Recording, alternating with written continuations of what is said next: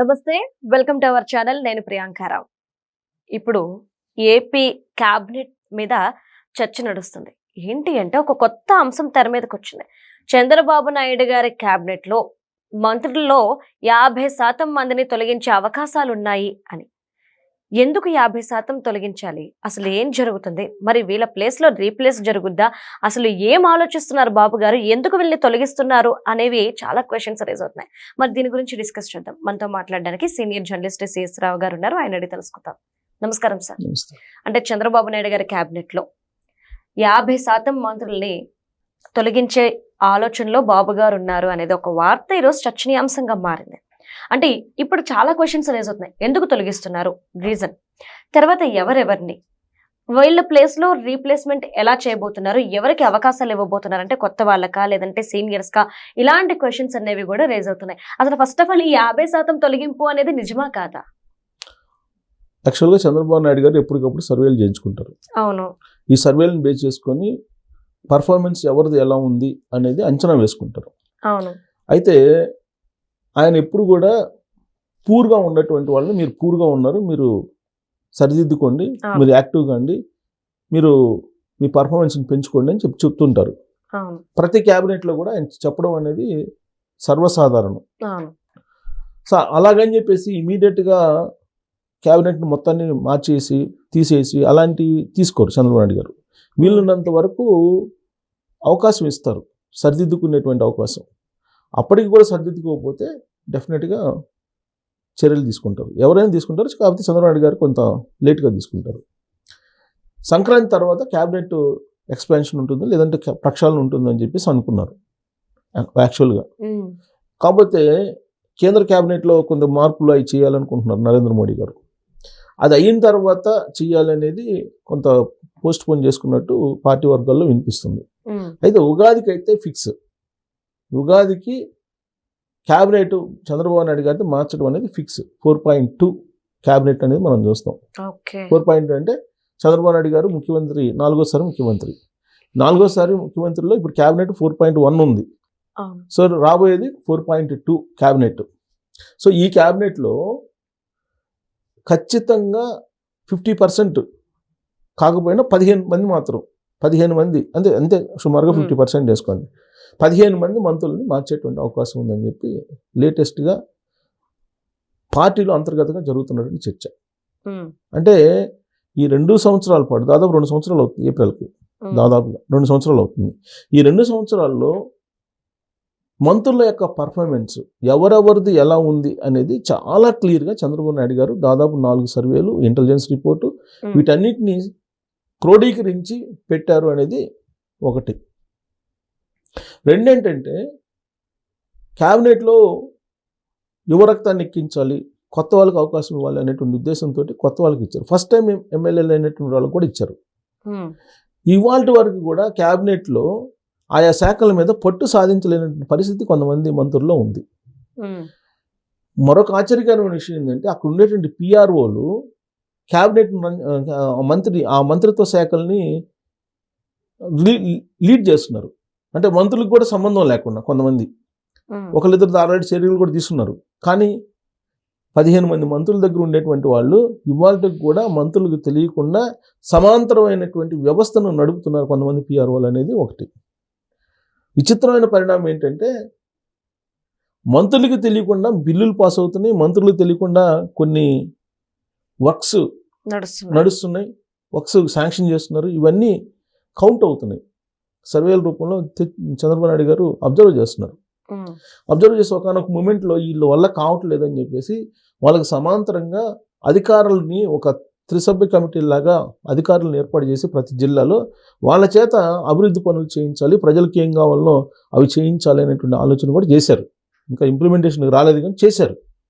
అంటే వీళ్ళ వల్ల కావట్లేదు అని, ఈ 15 మంది వల్ల కావట్లేదు, వాళ్ళ సమాంతరంగా ఏదన్నా అధికార వ్యవస్థను ఏదైనా ఏర్పాటు చేసి అభివృద్ధి పనులు, ప్రజల సమస్యలను పరిష్కరించేటువంటి దిశగా వెళ్ళకపోతే ప్రభుత్వం మీద చెడ్డ పేరు వస్తుంది అనేటువంటి ఒక ఆలోచన కూడా ఆయన చేసినట్టు ఆ మధ్య న్యూస్లో కూడా వచ్చింది. అంటే వీళ్ళ పనితీరు ఎలా ఉంది? ప్రభుత్వం చేసేటువంటి కార్యక్రమాలని ప్రజల మధ్యకి తీసుకెళ్ళలేరు, చంద్రబాబు నాయుడు గారు సూపర్ సిక్స్ని అమలు చేస్తున్నారు. ఈ సూపర్ సిక్స్ని కానీ, లేదంటే అమరావతికి సంబంధించినటువంటి డెవలప్మెంట్ విషయంలో కానీ, లేదంటే విశాఖకు సంబంధించినటువంటి గూగుల్ ఏఐ సెంట్రల్ సంబంధించి కానీ, లేదంటే కల్తీ నెయ్యి విషయంలో కానీ, లేదంటే లిక్కర్ స్కామ్ విషయంలో కానీ, లేదంటే పరకామణి కేసు విషయంలో కానీ ఎవరైనా సరే పగడ్బందీగా ఇన్ఫర్మేషన్ తోటి మాట్లాడినటువంటి దాఖలాలు ఉన్నాయా? ఒకళ్ళిద్దరు ఏదో ప్రెజర్ చేస్తే వచ్చి ఏదో మామూలుగా మాట్లాడి వెళ్ళిపోతున్నారు. ఇప్పుడు సహజంగా మిగతా వాళ్ళు మాట్లాడేదానికి మంత్రులు మాట్లాడడానికి తేడా ఉంటుంది.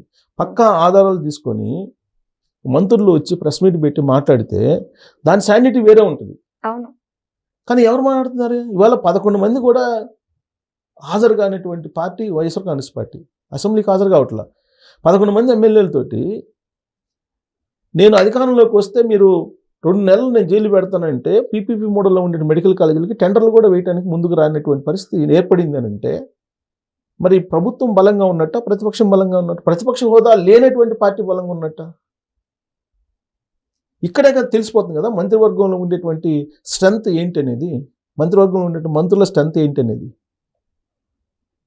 164 మంది ఎమ్మెల్యేలతోటి బలమైనటువంటి ప్రభుత్వం ఏర్పడినప్పుడు కేవలం 11 మంది ప్రతిపక్ష హోదా కూడా లేనటువంటి పార్టీని ధీటుగా మీరు ప్రజల్లో, ప్రజాక్షేత్రంలో మీరు ఎదుర్కొంటున్నారా అని ప్రశ్న వేసుకుంటే కనుక సమాధానం ఏమొస్తుంది ఎవరికైనా? మీరు అబ్జర్వ్ చేస్తే అసలు 11 మంది ఎమ్మెల్యేలు ఉండే పార్టీ, ప్రతిపక్ష హోదా లేనటువంటి పార్టీ, అది ఇంతమందికి సమాధానం చెప్తుందని అంటే మరి క్యాబినెట్ ఏం చేస్తున్నట్టు?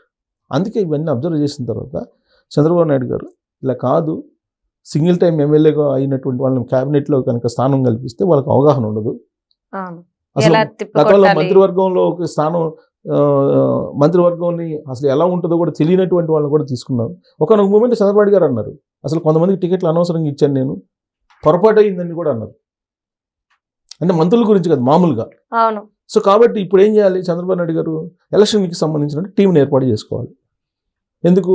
2 సంవత్సరాలు అయిపోయింది, ఇంకొక 2 సంవత్సరాలు ఉంటుంది. Last year election year. ఒకవేళ జమిలీ ఎలక్షన్స్ వచ్చినాయి అనుకోండి, 2028 వస్తాయి. అంటే 2027కే మీకు ఎలక్షన్ హడావుడి స్టార్ట్ అవుతుంది.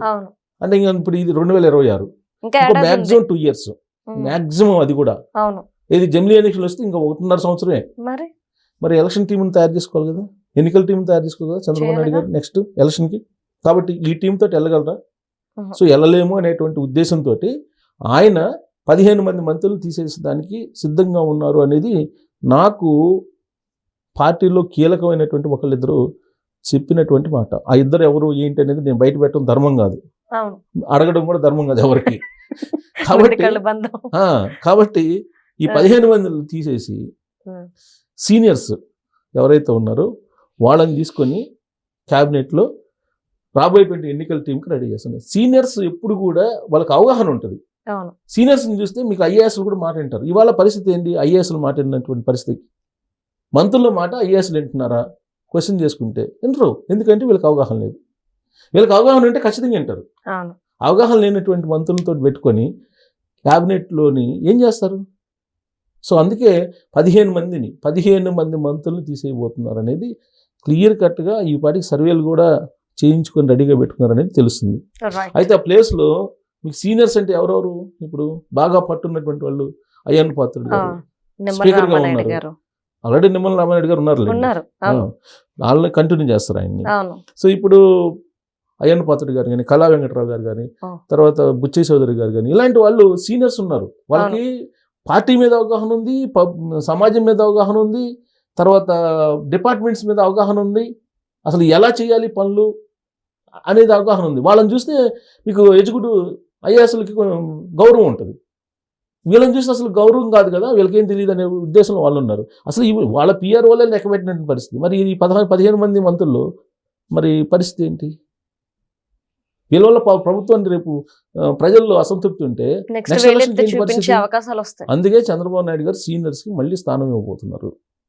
సింగిల్ టైం ఎమ్మెల్యే గెలిచినటువంటి వాళ్ళకి దండం పెట్టేసి, ఒకళ్ళిద్దరు కాకపోతే అవగాహన ఉన్నటువంటి వాళ్ళు ఉన్నారు, అసలు లేరని కాదు కానీ ఉన్నారు, ఒకళ్ళిద్దరు ఉన్నారు, వాళ్ళ వరకు ఉంచుకొని మిగతా వాళ్ళని, వీళ్ళు సీనియర్లు కూడా కొంతమంది పర్ఫార్మెన్స్ బాగాలేదు. ఇప్పుడు ఉన్నట్టు క్యాబినెట్లో ఉండేటువంటి ఒకళ్ళిద్దరు సీనియర్స్కి కూడా పర్ఫార్మెన్స్ బాగాలేదు. ఎందుకు? వాళ్ళ వయసు మీద పట్టడం, ఇదే కదా లాస్ట్ ఇంకేముందని అనుకోటి ఇట్లా నైరాశ్యంలో ఉన్నటువంటి ఒకళ్ళిద్దరు ఉన్నారు సీనియర్స్ కూడా. సో వాళ్ళని కూడా పక్కన పెట్టేసి ఓవరాల్గా క్యాబినెట్ ప్రక్షాళన ఏ విధంగా ఉండబోతుందంటే ఖచ్చితంగా నెక్స్ట్ ఎన్నికలకు సంబంధించినటువంటి టీంని ఏర్పాటు చేసుకోబోతున్నారు చంద్రబాబు నాయుడు గారు. 4.2 క్యాబినెట్ అలా ఉండబోతుంది. Okay, right. Thank you so much sir.